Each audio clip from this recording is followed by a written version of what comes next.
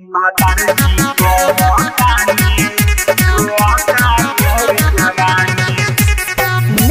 by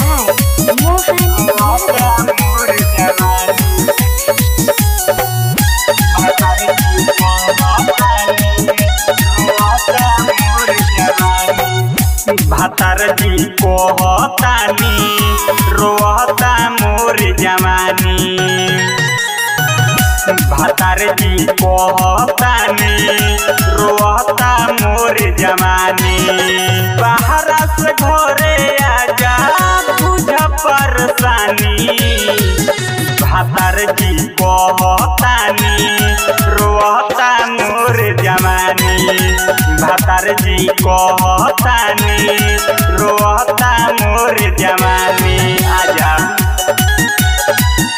भातार जी कहतानी रोता मोर जवानी।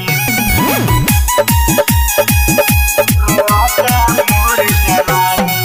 फूलनियन से जिया हमर रहे खाली खाली हो।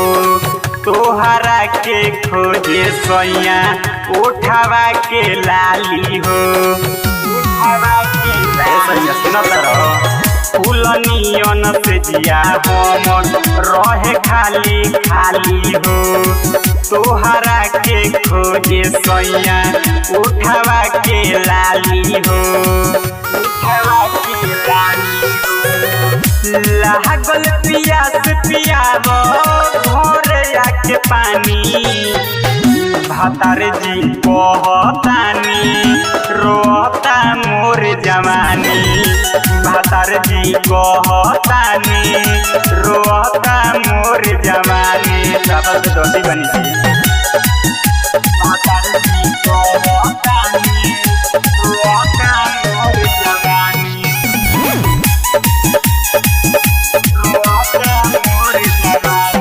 निक न लागे खाना पीना निक न लागे घर हो।